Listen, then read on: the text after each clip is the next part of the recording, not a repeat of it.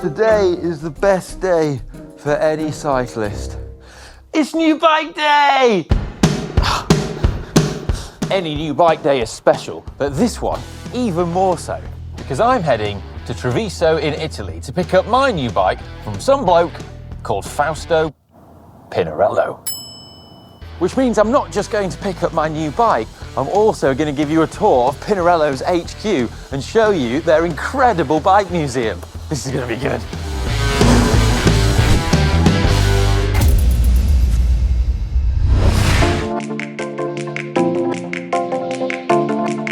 I'm proud to say that Pinarello are one of our sponsors here at GCN, and making the journey over here, it feels like a pilgrimage for a cycling nerd like me.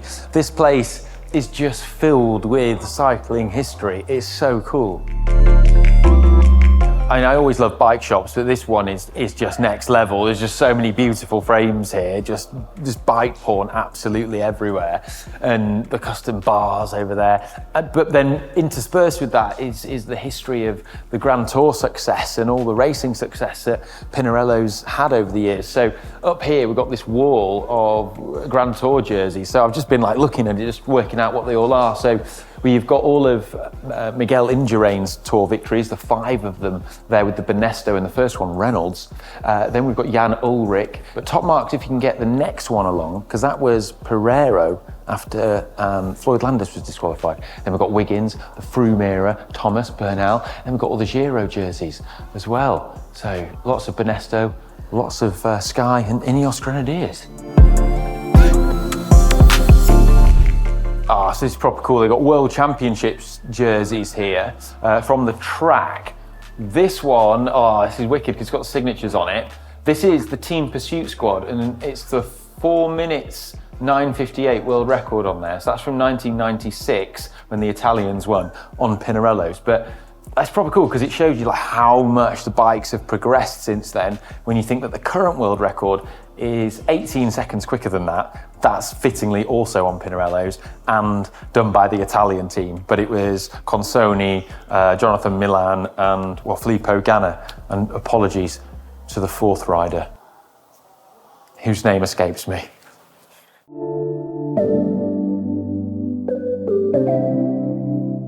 And over there, my favourite thing, they've got some of Miguel Indurain's Pinarello sword bikes.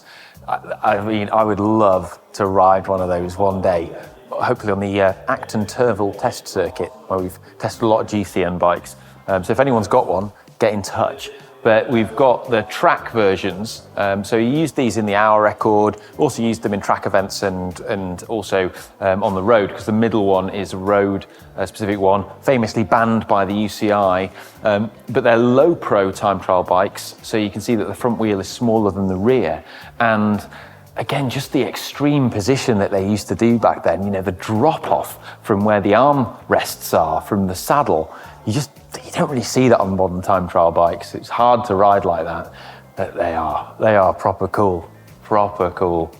Something else that's caught my eye is this very dirty Pinarello X, but it's filthy for a good reason, because this is Connor Swift's bike from the Gravel World Championships in Italy last year, which he did an amazing ride. He was 3rd and got himself a bronze medal. But I love that they've kept the dirt on it. And the cool thing here is that he used the Pinarello X and not the Grevel. And he's put gravel tyres in because he just preferred this and felt like it was a faster bike and, just better for him. But, proper cool. Also, I approve of the aero number wrapping. That's, good job, Connor.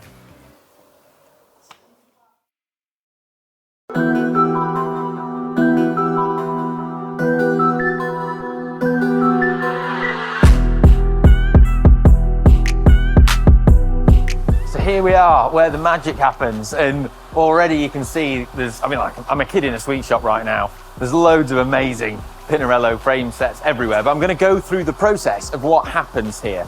So the first step is that the frames arrive, because they're not manufactured at this facility. A lot of people are aware of that. And the first step is to prepare the frames for painting, which does happen here. So this is proper cool. This is a Pinarello Bolide time trial bike, but it's in its raw state. So it's not been painted yet, and you can see all the raw carbon. Now, the first thing that's going to happen with this is the seat post, the fork and the frame. It's going to be prepped and so that it's ready for painting, which is going to be the next step. So they're going to polish the surface and make sure that it's ready to accept the paint. Oh, it's so cool. I quite like the raw carbon one. Something which shouldn't be understated is all these trolleys that they have that are specially designed to hold the frames and forks in place so that they don't get damaged or bashed around when they're being manoeuvred around the factory. But these ones have had the first stage of preparation on them. These frames, I'm told, are going to have a bare carbon finish. So they've had clear coat lacquer put on, and then they've been polished. And you can see like the beautiful carbon weave now being made a feature, just coming through that lacquer on the top tube and then on the down tube there. It looks really smart. But those ones there, they've had some clear coat on, and then the surface has just been roughed up and keyed, and that's so that it can accept the paint, which is happening just through here. So in here is the paint station, and there's different booths. So over there they're doing base coats in that one. In here they're doing delicate paint work, so things such as the nice fades and transitions, which are so good. And in this one is where they're doing lacquer, so the clear coat goes on. Various frames at different stages of painting here. This one is cool though, because this is an Ineos team bike frame, but it hasn't got the clear coat lacquer on and isn't finished yet. And you can see the paint just looks different. It's a bit more satin without the lacquer on, but you would rarely see one in this state. Cool. So we've got various frames at different stages here. This one, the paint job is, this is so good. So this is called Nebula Green. I love it. It's got this incredible like silver green, sort of teal fade going on that's metallic, and then you've got like the bare carbon coming through on the matte black area. It's a pretty complicated paint job to do, but it looks so good. And what we have here are some lifts. Now these are used to take the frames upstairs where there's ovens, because at each stage of the painting process they put it in an oven to dry the paint or the lacquer that's been applied for an hour and a half at 50 degrees. And then once all the painting has been done, the final stage is applying the logos and decals, or decals, depending on what you call them. I've got some of the decals that are being applied here. These are really cool, and it's something that I wasn't aware of, but not all decals are created equal. So the standard decals, you apply them onto the frame, and then you apply another coat of clear coat lacquer on top of them to kind of like lock them in and protect them. And this is the way that most brands paint their bikes and decal them. However, lacquer adds a significant amount of weight, and when you've got a complicated paint job with lots of transitions and different matte finishes and gloss finishes, you've got several coats of lacquer, and well, we want to reduce the weight as much as we can on the frame, especially when it's a premium one. These decals are special. They don't require a coat of clear coat over the top. And so what they do is they apply them, you can see it being done there, and then they're taken back into the oven, but at a different temperature, and then that just sets them, and then they're good to go, and they're robust. Really cool. You've got to have a steady hand to do this job, but also the guys, they've got the cycling on, like the racing happened today, Milano, Torino, as we're here filming this. You can just tell, like, the guys that work here, they're all just cycling mad. They all love it. It's great. So in here we have another painting booth. This one is dedicated to doing touch-ups and fixing any painting errors that happens. That's a pretty common thing that they do, just quality control basically. And then here we've got a load of finished frames that are ready to be boxed up or built up into bikes. So we've got some of the ones that are that Nebula Green. I mean, I love it. These ones actually haven't had the decals on, but they're that Nebula Sun, which is phenomenal. But the ones I really want to show you are these ones here, because Pinarello, in addition to the standard paint jobs, which are, well, I would hardly call them any of them standard, but they do something called My Way, which is a custom program. So if you've got deep pockets, you can have pretty much whatever you want, and some of these are phenomenal. So this one, this is like pink and white. That looks pretty cool. I mean, not sure I'd go for that. That one's nice. Like, This is like silver and then gloss white with, well, like a metallic blue, like that. This one's like that kind of thing that we call like unicorn blood, that iridescent paint like an old TVR Chimera. Something else I've just spotted down here, and I didn't know they did this, but the mossed cockpits are being custom painted in the My Way as well. It looks so good. A boy can dream.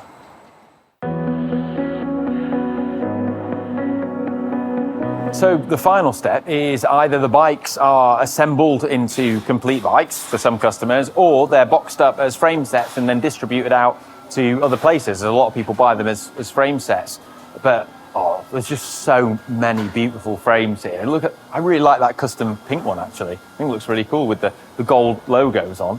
Never seen one like that, but one down here that's caught my eye, I have to show you. So this is a Bolide that was Filippo Ganna's when he was riding at the Giro d'Italia in the final time trial. And it's absolutely incredible when you see it in person, because it's, when I saw it on TV, I just thought it was gold. But when you see it in real life and you see the iridescent paint and how it changes, you can see it's kind of like green and then it turns to gold depending on the light. It's a really interesting colour. And it's got Top Ganna on it and stuff, and it's the old rim brake one. So going back a few years now, time flies, doesn't it?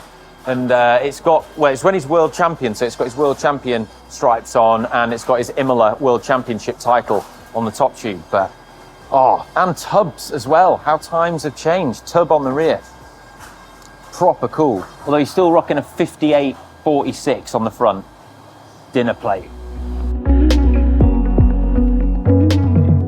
I have to show you this one as well, because this is actually one of Fausto Pinarello's personal bikes, completely custom painted for him, very classy with this gloss, metallic blue and then gold logos everywhere, and some other cool details as well. He's done the same on the cockpit, but the top tube cap, that's actually encrusted with diamonds.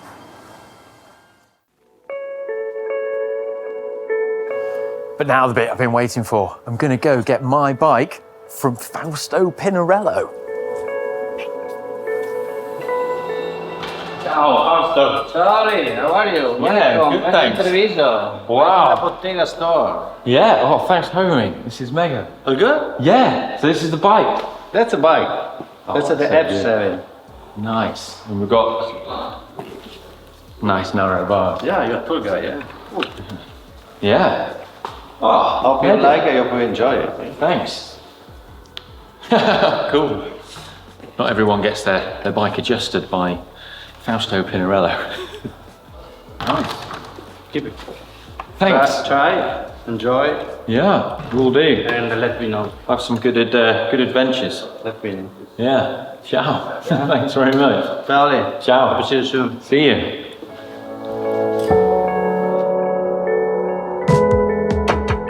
So here's the beast. It's a Pinarello F7 Ultegra Di2. So it's got full Ultegra Di2 throughout. And it's got this really nice, very subtle black sort of gloss on matte paint job. So I hope this comes out on camera, but you can see when it just sort of catches the light, this isn't as black as it might appear at first. It's actually got like flecks of silver in, which just really look cool when the sun catches them there. And well, there's a few little tweaks and changes I'm going to make to this bike. So I'm going to pop on my favorite SLR Boost saddle on there, but the cockpit is exactly how I want it, apart from the chimney. Don't worry, I will be getting rid of the chimney.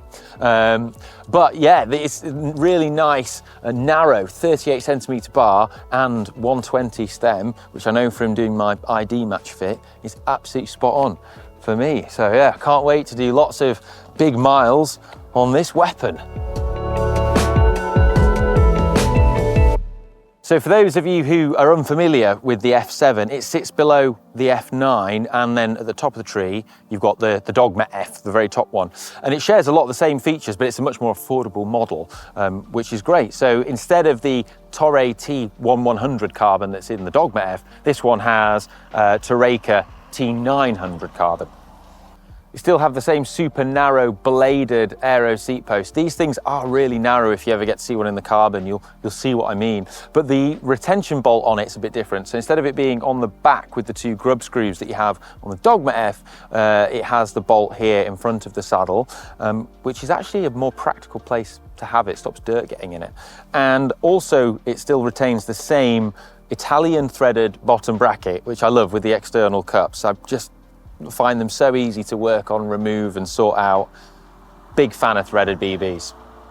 Well, I hope you've enjoyed this look inside Pinarello HQ and all those incredible paint jobs. And well, I'm gonna go now and I'm gonna go do a road bike time trial on this bad boy because, well, it's got all the aero features of its much more expensive big brother for a much more wallet-friendly price. Right. Oh, and let us know in the comments which your favorite paint job has been, because well, there's been a lot of good ones today. Right. Gonna go now. Bye. Ugh.